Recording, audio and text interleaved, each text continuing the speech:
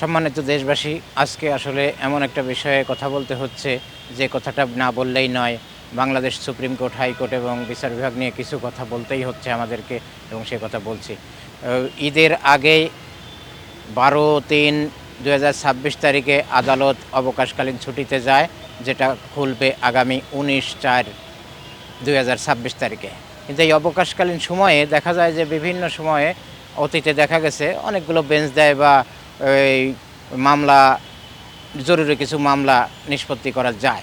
কিন্তু বর্তমান সময়ে এমন অবস্থা, জামিন শুনানির জন্য বা দেশে গত প্রায় 2 বছর যাবৎ হাইকোর্ট, সুপ্রিম কোর্টে এত মামলা জট সৃষ্টি হয়েছে যে জটের কারণে মামলা করাই যাচ্ছে না এবং বিচার প্রার্থী লোকজন, সারা দেশবাসী এত হয়রানিতে আছে। এই সেবা খাতে, এই সেবার জায়গা থেকে এত হয়রানির শিকার হচ্ছে যেটা বলে বোঝানো কঠিন হবে। এখানে সংশ্লিষ্ট যারা আছে, আইনজীবী, এই কোর্ট সংশ্লিষ্ট যত লোকজন আছে, সবাই খুব ভোগান্তির মধ্যে আছে এবং সারা দেশবাসী বিচার বিভাগের সেবা থেকে একেবারেই বঞ্চিত অবস্থা। আমি সামান্য একটু উদাহরণ দিলেই বুঝবেন আপনারা সারা দেশবাসী কত বিপদে এবং কত কষ্টের মধ্যে আছে। যে দেশের 64 জেলার মানুষ এই হাইকোর্টের দিকে তাকিয়ে থাকে, সেখানের অবস্থাটা হলো এরকম। সেখানে গত 1.5 বছর যাবৎ মামলা জটের কারণে এবং বিচারক সংকট আছে, সেটা তো সবসময় আছে, এজলাস সংকট। তারপরেও ওই দেখা যায় যে মোশন কোর্টগুলো, যে জামিন নিষ্পত্তির কোর্টগুলো একেবারেই কম এবং বিভিন্ন বিষয়ে মামলা, ওই কোর্ট অপ্রতুলতা এবং মামলার নিষ্পত্তির ধীরগতি একেবারে ভয়াবহ পরিস্থিতি তৈরি করেছে মামলা জট। এমন অবস্থায় এখানে প্রতিদিন যদি 5,000 মামলা দাখিল হয়, সেখানে দেখা যাচ্ছে যে নিষ্পত্তি হচ্ছে মাত্র 500 মামলা। প্রতিদিন এইভাবে 4,500 মামলা এভারেজ বোঝানোর জন্য বলছি জমা হচ্ছে। এই করে করে একেবারে কোর্ট স্থবির হয়ে গেছে। তো এই গত ভ্যাকেশানে, ঈদের আগে রমজান গেছে, রমজানের ভিতরেই কোর্ট অবকাশকালীন ছুটিতে চলে গেছে। তো দেখা যায় যে রমজানের সময় বা বড় ভ্যাকেশানের আগে শেষ সপ্তাহে অন্তত 4, 5, 7, 10টা কোর্ট দেওয়া হয় অতিরিক্ত, ওই মোশন কোর্ট বা জামিন শুনানি নিষ্পত্তির জন্য। কিন্তু সেটাও এবার করা হয়নি বা গত কিছুদিন যাবৎ এটা করা হয়নি। 1.5 বছর যাবৎ এই একটা সমস্যা মামলা জটের। ঈদের সময় মানুষ কিছু নিষ্কৃতি পায়। অনেক আসামি আছে একেবারেই ছোট মামলা নিয়ে দীর্ঘদিন ভিতরে আছে, তার জামিন শুনানি করতে পারলেই জজ সাহেবরা সন্তুষ্ট হয়ে জামিন দিয়ে দিচ্ছে। কিন্তু সেই মানুষটা সিরিয়ালের ফাঁদে পড়ে, এই হাজার হাজার মামলা জটের কারণে সিরিয়ালের ফাঁদে পড়ে 2 মাসের জায়গা তার 6 মাস কাটা হয়ে যাচ্ছে। তারপরেও তার ওই সিরিয়ালের ফাঁদে পড়ে শুনানিও করা যাচ্ছে না এবং তার মুক্তিও মিলতেছে না। এইভাবে সারা বাংলাদেশের লক্ষ লক্ষ মানুষ হয়রানির মধ্যে আছে। তারপরে এই ভ্যাকেশানে প্রত্যেকবার 3টা 4টা জামিন কোর্ট দেয়, অন্যান্য কোর্ট দিয়ে 10, 12, 15, 20টা কোর্ট থাকে ভ্যাকেশানে। এইবার মাত্র ওই ঈদের আগে 2 দিন এবং ঈদের পরে 4 দিন, এই 2 সপ্তাহের জন্য একটা মাত্র কোর্ট দেওয়া হয়েছে। সেই কোর্টে মামলা জমা পড়ে 4100 মামলা জমা পড়ে, সিরিয়ালে আসে। তাতে ওই 6 দিনের কোর্টে মাত্র 700 মামলা নিষ্পত্তি হয়েছে।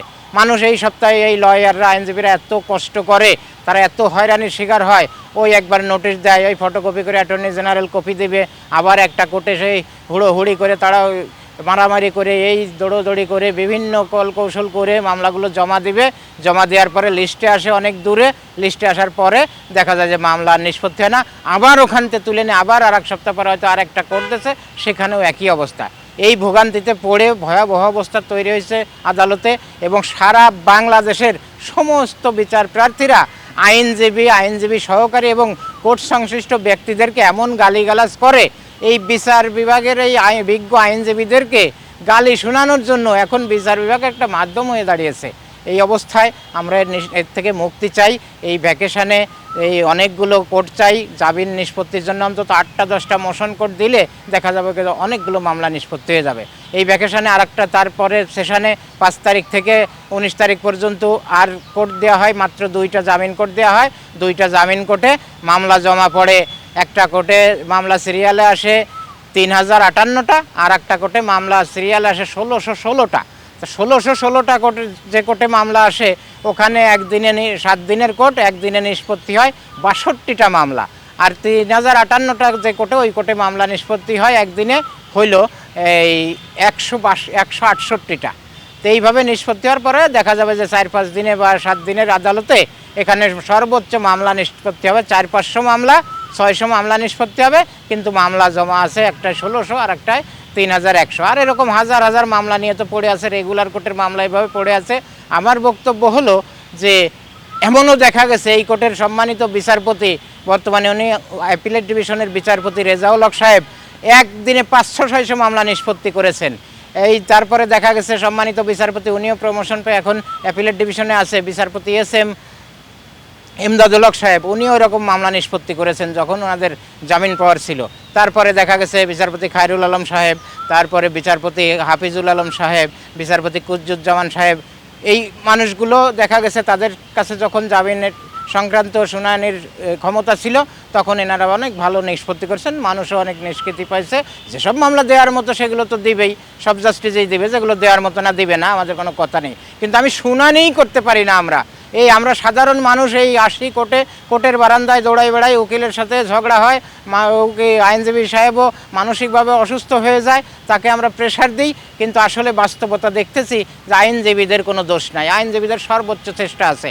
এখন আমার বক্তব্য, আমার কথা আইনমন্ত্রী, তারপরে প্রধান বিচারপতি এবং বাংলাদেশের অ্যাটর্নি জেনারেল সাহেব সমন্বিত উদ্যোগ নিয়ে এবং যথাযথ চিন্তা ভাবনা করে, কারণ এনারাও এই আদালতেরই, এই সুপ্রিম কোর্টের এই আইনজীবী ছিলেন এবং তারাও এরকম ফেস করছেন। এইভাবে তারা মামলা শুনানি করছে, দীর্ঘ সময় বসে থেকে শুনানি করে তারপরে তার একটা রেজাল্ট নিয়ে আসছে। ওনারাও আইনজীবী।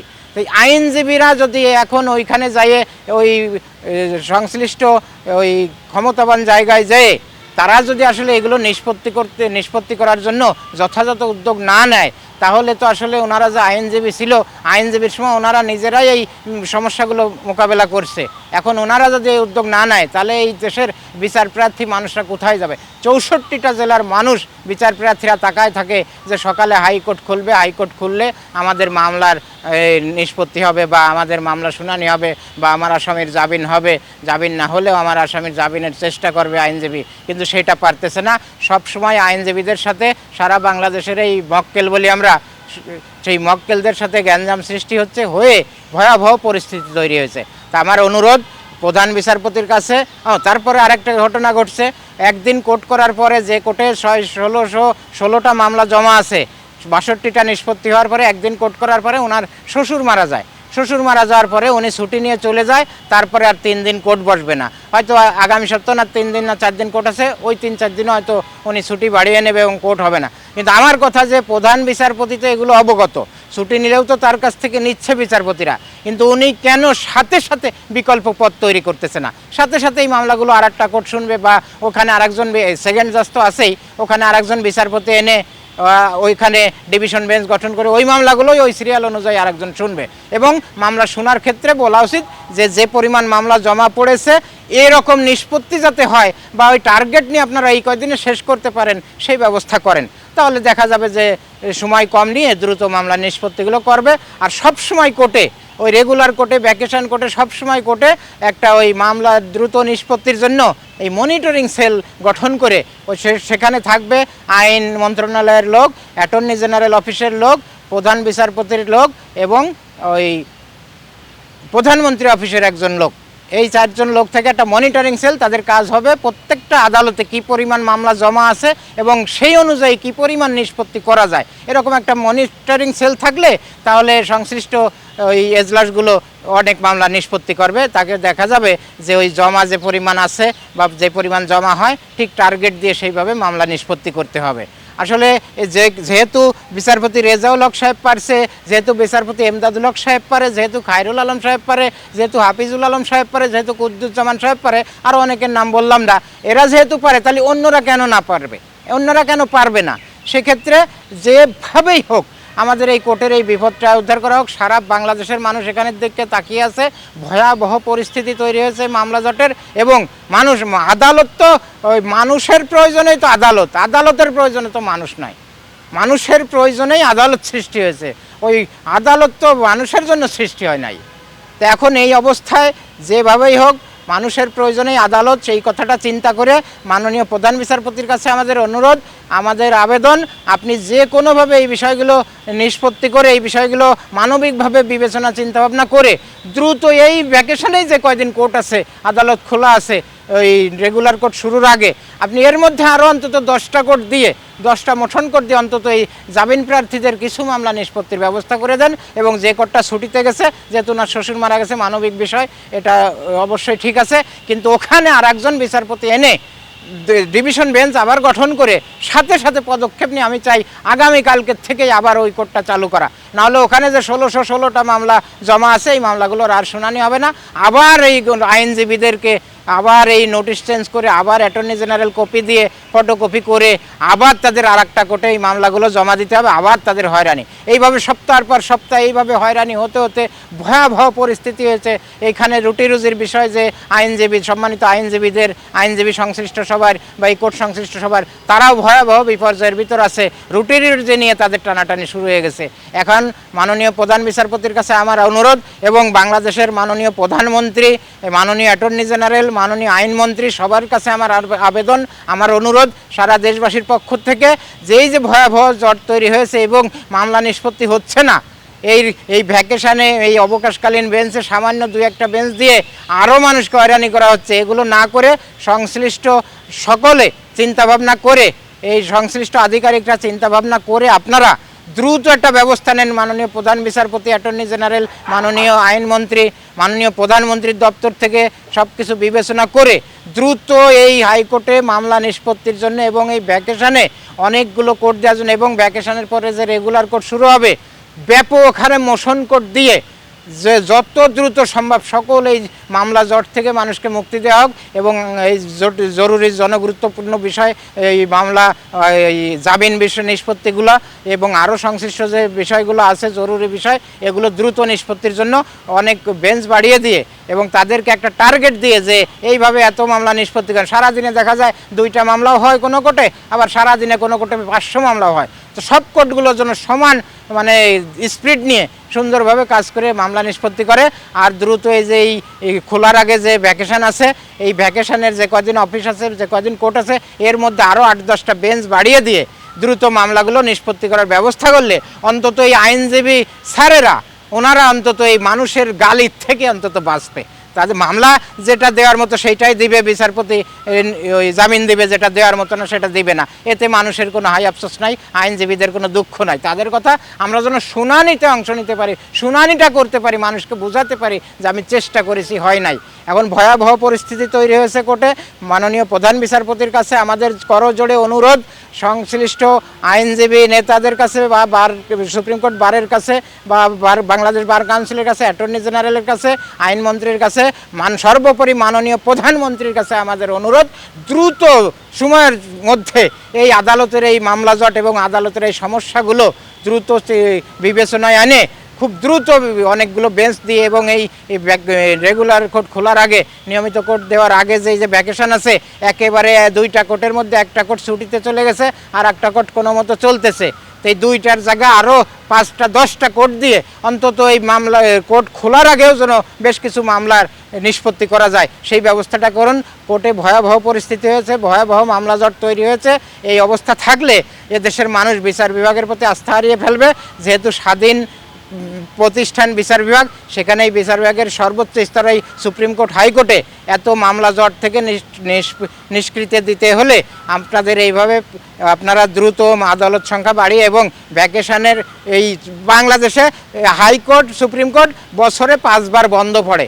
এই বন্ধটা কমাই দিয়ে শুধু ওই ডিসেম্বরে যে 15 দিনের জন্য যে বন্ধটা থাকে, ওইটা থাকলেই হবে। এই বন্ধ কমাই দিয়ে মামলা জট কমানোর জন্য যথাযথ ব্যবস্থা আপনারা গ্রহণ করুন এবং এই ভ্যাকেশনের আগামীকাল থেকেই যাতে ওই যে কোর্টটা ছুটিতে গেছে ওই কোর্টটা আবার গঠন করে দেওয়া হয় এবং ওই সংশ্লিষ্ট যে লিস্টে মামলা আছে এই মামলাগুলো নিষ্পত্তি করা হয় এবং আরও কয়েকটা বেঞ্চ নতুন দিয়ে এই 1 সপ্তাহের মধ্যেই যেন এই জামিন সংক্রান্ত যে মামলাগুলো নিষ্পত্তির অপেক্ষায় আছে, হাজার হাজার, 1টা 2টা না, এই হাজার হাজার মামলাগুলো নিষ্পত্তির জন্য কিছু বেঞ্চ গঠন করে দিয়ে যে বিচারপতিগুলো দ্রুত শোনে বা সবাই শুনবে, সমস্যা কি, তাদেরকে টার্গেট বেঁধে দেওয়া হোক যে আপনার কোর্টে এইরকম মামলা জমা পড়ছে, আপনার এই কয়দিনে এই মামলাগুলো শেষ করতে হবে, সেইভাবে নিষ্পত্তি করেন। এতে সংশ্লিষ্ট আইনজীবীদের সহযোগিতা নেবেন।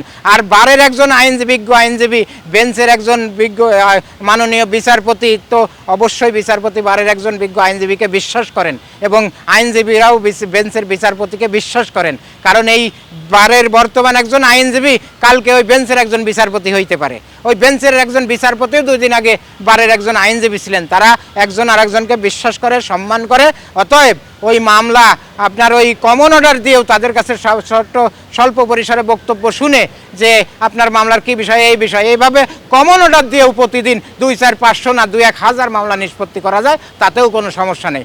মহামান্য সুপ্রিম কোর্টের বাংলাদেশের প্রধান বিচারপতির সর্বোচ্চ ক্ষমতা আছেন। আপনার সর্বোচ্চ ক্ষমতা দিয়ে আপনি যে কোনোভাবে এই মামলা জটের বিষয়টা নিষ্পত্তি করেন এবং এই যে মামলা জটের ভয়াবহ পরিস্থিতি তৈরি হয়েছে, ব্যাপকভাবে মোশন কোর্ট দিয়ে এই ভ্যাকেশনেই যে কয়দিন আর কোর্ট আছে তাতে অন্তত 10টা মোশন কোর্ট দিয়ে অন্তত কিছু মামলা নিষ্পত্তির ব্যবস্থা করেন। সারা বাংলাদেশের মানুষ ভয়াবহ অবস্থার মধ্যে আছে। মানুষ এই ভয়াবহ মানবিক বিপর্যয় যেমন সৃষ্টি হচ্ছে বিভিন্ন জায়গা যুদ্ধবিগ্রহ, বাংলাদেশে এরকম বিচার বিভাগে ভয়াবহ মানবিক পরিস্থিতির সৃষ্টি হয়েছে। এটা থেকে উদ্ধার করার জন্য মাননীয় প্রধান বিচারপতি, মাননীয় আইনমন্ত্রী, মাননীয় অ্যাটর্নি জেনারেল মহোদয় এবং সর্বোপরি মাননীয় প্রধানমন্ত্রীর দপ্তরকে আমি বলছি, আপনারা একটা মনিটরিং সেল গঠন করে দ্রুত মামলা নিষ্পত্তির জন্য আপনারা কার্যকরী ব্যবস্থা গ্রহণ করেন এবং এদেশের বিচারপ্রার্থী মানুষের ভোগান্তির থেকে উদ্ধার করেন। এটাই আমি চাই।